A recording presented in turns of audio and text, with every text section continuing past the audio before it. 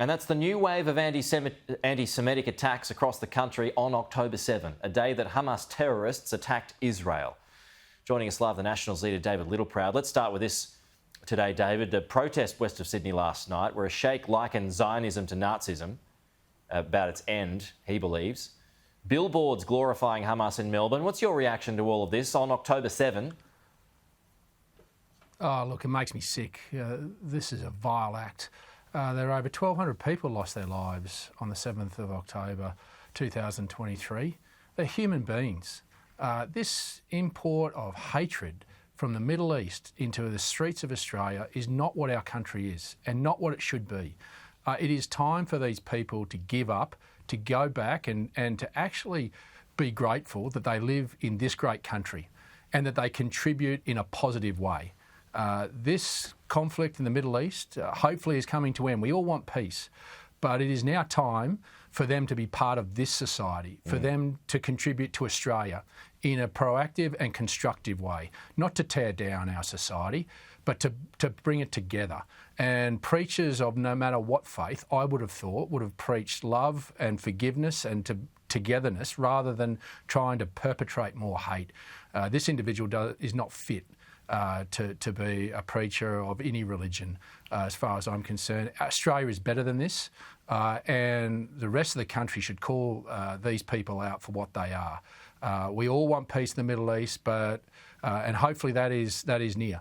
But let's get on with making our country even better than continuing to try and tear it apart. And we all have a role to play in that. We all have a responsibility. That's what the responsibility of living in a free, democratic society like Australia is. You actually have to live up and have some responsibility in playing your role in that. Yeah, that's true. And now there's this attempt, David, to use the Opera House again this weekend, 2 years after that other unsavoury episode. It's now before the courts, but there could well be a protest there even if the courts rule against it. So should police come in heavy-handed if that's the case?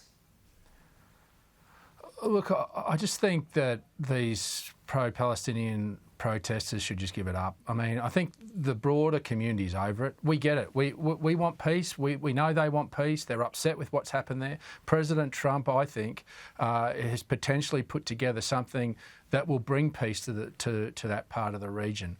But we can't do any more than what we've done here.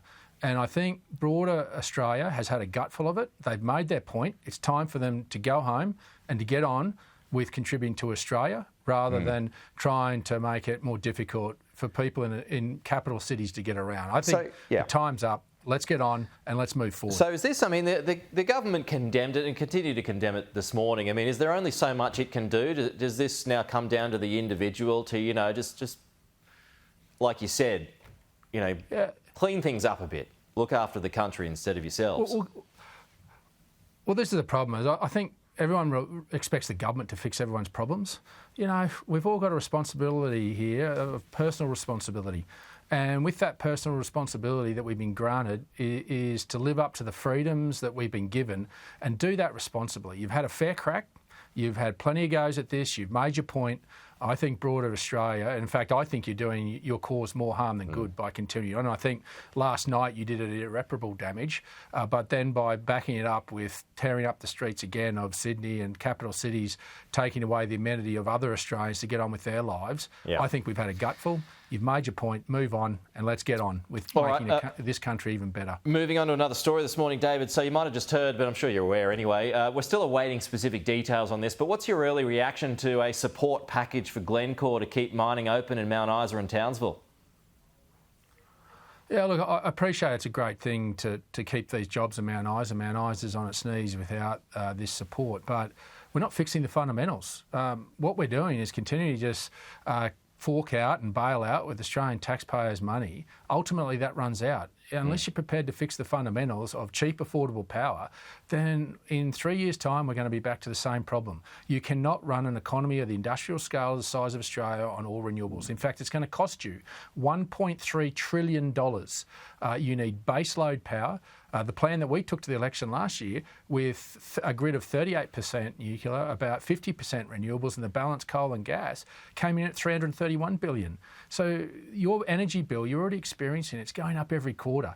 It was meant to come down $275 this year based on your 22 price. It's gone up $1,300, and it's going to continue to go up because you've got to keep paying for it, and industry can't keep the lights on. And unless governments are prepared to face up to the fundamentals, we are simply kicking this down the road 3 years' time where we're going to have to subsidise and bail out again. Let's have the courage as a country to face into these problems, knowing that we have sovereignty of all our resources and we can fix it. We can fix it using an energy grid that actually will work, that is affordable and is reliable. We'll leave it there, David. Good to see you.